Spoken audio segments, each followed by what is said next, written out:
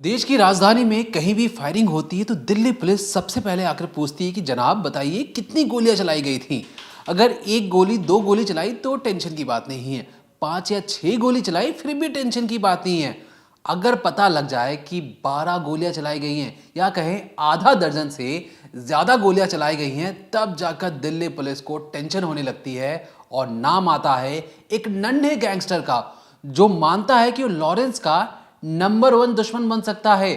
एक ऐसा गैंगस्टर जिसकी उम्र महज 21 साल है, लेकिन उसने दिल्ली पुलिस को टेंशन तो दिया ही, लेकिन साथ ही साथ जेल में बंद लॉरेंस को बहुत ज्यादा सिरदर्द दे रहा है। लॉरेंस समझ नहीं पा रहा कि इस नन्हे गैंगस्टर का करे तो करे क्या, क्योंकि वो खुद भारत में तो नहीं है जो ये नन्हा गैंगस्टर है, लेकिन भारत के बिजनेसमैन से पैसा वसूलने के लिए उसने लॉरेंस को हूबहू कॉपी करना शुरू कर दिया है। कॉपी कुछ इस तरीके से कि बाहर जाओ, धमकाओ, धमकाने के बाद अगर वो बिजनेसमैन ना माने तो उनको डराकर गोलियों से भून डालो। कुछ इसी तरीके से लॉरेंस भी अपना साम्राज्य बढ़ा रहा था। अब लॉरेंस का यही दुश्मन धीरे धीरे पैर पसार रहा है और राजधानी दिल्ली के आसपास के इलाकों में और खुद ब खुद राजधानी के अंदर डर का माहौल उसने पैदा कर दिया है। हाल ही में दिल्ली में एक तिलक नगर है, देश की राजधानी है, पॉश इलाका है। जो फुटेज अभी अपनी स्क्रीन पर आप देख रहे हैं, इसी पॉश इलाके में सोमवार की रात को दनादन कई फायरिंग होती है।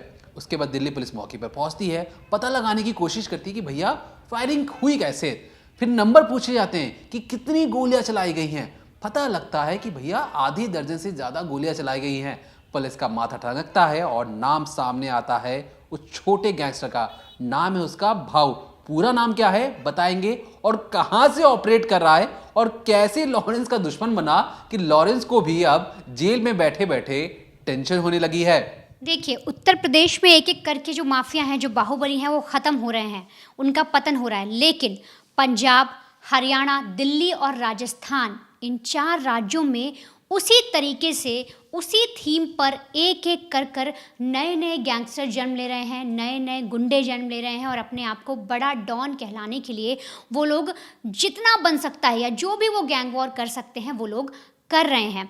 अब लॉरेंस बिश्नोई तो अपने आप में एक बड़ा गैंगस्टर था ही, उसके साथ गोल्डी बराड़ जुड़ा हुआ है, उसके साथ और भी तमाम तरीके के जितने बड़े गैंगस्टर हैं, क्योंकि आनंद पाल की गैंग भी उसी से जुड़ी हुई थी।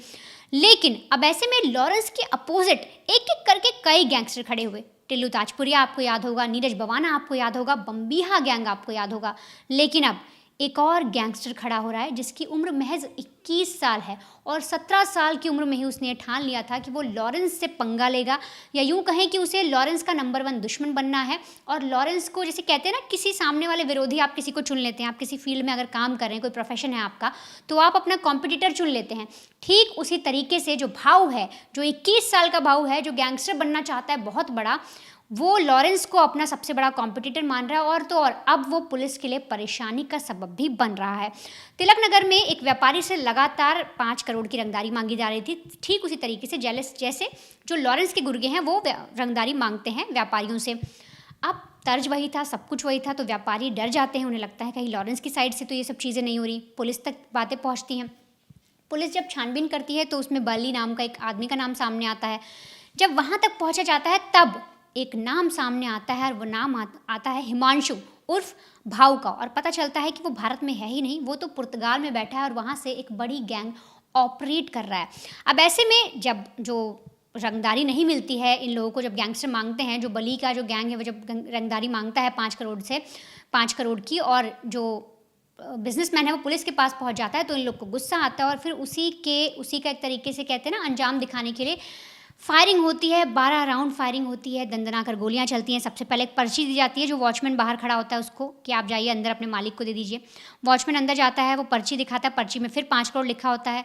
अंदर बिजनेसमैन डर जाता है और इसके बाद जैसे ही वॉचमैन बाहर आता है, शोरूम का कांच तोड़ते हुए लगातार फायरिंग होना शुरू हो जाती है, जिसमें बहुत से लोग घायल भी हो जाते हैं। फिलहाल किसी की मौत नहीं होती। अब जब ये पूरी फायरिंग होती है, गोलीबारी की वारदात दिल्ली के तिलक नगर इलाके में होती है, पुलिस एक एक करके जांच करती है, तो पुलिस को पता लगता है आज से कुछ साल पहले, 1 साल आप लगा लीजिए, द्वारका में भी ठीक इसी तरीके से फायरिंग हुई थी और उसमें भी भाऊ का नाम सामने आया था।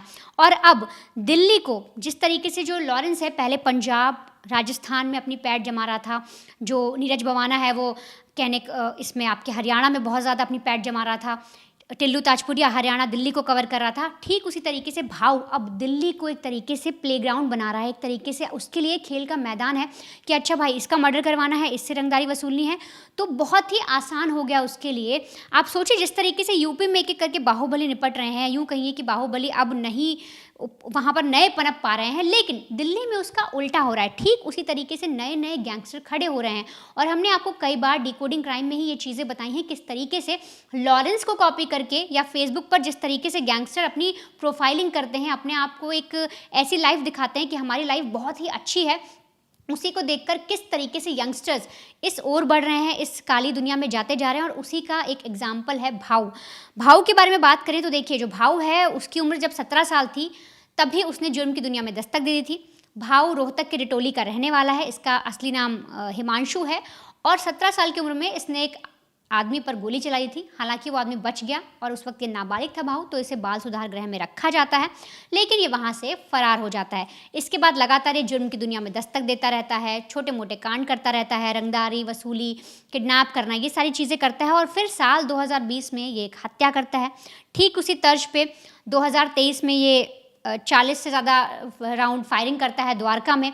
और उसके बाद अब सीधे तिलक नगर का जो केस आया, ये लगातार ऐसे केसेस हैं जो दिल्ली पुलिस को अब टेंशन दे रहे हैं कि लॉरेंस तो छोड़िए, लॉरेंस को हमने तिहाड़ में रखा था, वो साबरमती चला गया, लेकिन जो भाऊ नाम का गुंडा है जिसकी अब उम्र 21 साल हो गई है, वो पुर्तगाल में बैठकर हम सबके लिए परेशानी हमें देता जा रहा है और तो और दिल्ली को बदनाम भी कर रहा है। आपको बता दूं कि जो रोहतक का रहने वाला भाव है उसके कई फर्जी नाम हैं और इन्हीं फर्जी नाम की बदौलत जब 2023 में इसके बारे में पुलिस को पता चला और पुलिस ने इसको पकड़ने के लिए कई सारे एक्शन चालू किए, हर जगह छापेमारी की, तब ये छुपकर बैठ गया, जयपुर भाग गया। वहाँ पर इसने अपना नाम हिमांशु, एक फ़र्ज़ी नाम बनाया हिमांशु की जगह। अगर मैं आपको उसका नाम बताऊं तो इसने कुणाल सिंह रखा अपने फ़र्ज़ी पासपोर्ट पे अपना नाम।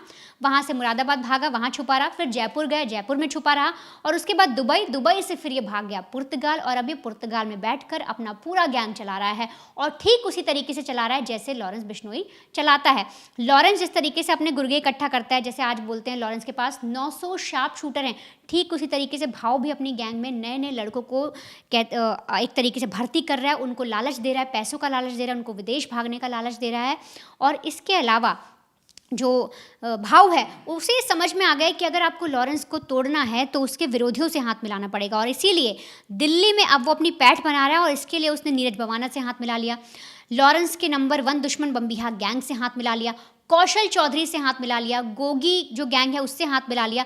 इन सब से हाथ मिलाकर अब वो लॉरेंस के अगेंस्ट खड़ा है। लॉरेंस के जितने चेले हैं या लॉरेंस के साथ जो लोग काम करते हैं, चाहे वो संपत नेहरा हो, रोहित गुदारा हो, गोल्डी बराड़ हो या फिर जो भी लॉरेंस के साथ इस वक्त मिला हुआ है, उन सब का ये विरोधी है और ये एक तरीके से डंके की चोट पर पुलिस तक को ये चेतावनी दे रहा है कि मुझसे बड़ा गैंगस्टर अब कोई नहीं है।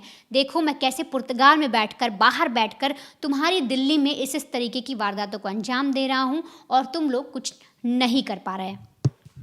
देखिए जिस तरीके से उसने कहा तुम लोग कुछ नहीं कर पा रहे हो, तो इसलिए इसे जराइम की दुनिया में कहा जाता है जानलेवा मशीन। जानलेवा मशीन इसलिए क्योंकि जिस तरीके से फायरिंग करता है, फायरिंग में ये बिल्कुल कोताही नहीं बरतता कि इसके लड़के गोलियां बरसाने में कोई भी कमी छोड़े। कम से कम आधा दर्जन तो गोली चलाता ही चलाता है। इसलिए जुर्म की दुनिया में इसका जो दूसरा नाम है भाव के अलावा वो है जानलेवा मशीन। अब क्योंकि आपको अगर बड़ा बनना है जुर्म की दुनिया में तो आपको अपना दुश्मन भी बहुत बड़ा चुनना पड़ेगा, इसलिए इसने लॉरेंस चुना क्योंकि लॉरेंस के पास कहते हैं कि 700 से लेके 900 शार्प शूटर हैं और उसका गैंग बहुत ही ज़्यादा मल्टीनेशनल जगह पर काम करता है, कुछ थाईलैंड बैंकॉक में, कुछ कनाडा में और कुछ इंडिया में और कई कई यूरोप में भी लॉरेंस गैंग का नाम सामने आया। अब उसको टक्कर देने के लिए ये 21 साल का लड़का जो है, इसने विरोधी गैंग से हाथ जोड़ा ही, लगभग इसके गैंग में अब 40 से ज़्यादा लोग शामिल हो चुके हैं। बिल्कुल यंग लड़के हैं। मकसद क्या है कि लॉरेंस नाम को मिट्टी में मिला दो। अब मैं आपको एक अंदर की बात बताता हूं। दरअसल कभी कभी होता है ये है कि जो हमारी एजेंसियां होती हैं, जो खासतौर पे जो बड़े पावरफुल लोग होते हैं, वो चाहते हैं कि क्यों अगर हम इन गैंगस्टर और दो गैंगस्टरों के बीच में लड़ाई करवा दें तो ये आपस में ही मर मिट कर खत्म हो जाएंगे। तो एक ये भी प्लानिंग होती है, कई जो एजेंसियां होती हैं वो चाहती हैं कि एक दूसरे को मार कर खत्म कर दें। लेकिन इसलिए अब याद रखिए जो लड़का है 21 साल की उम्र में, ना दाढ़ी मूंछ ठीक से आई होती है, इस लड़के पर हरियाणा पुलिस ने कितना इनाम रखा होगा? रखा है 1,00,000 रुपए का। दिल्ली पुलिस ने कितना इनाम रखा है? 1,00,000 रुपए का।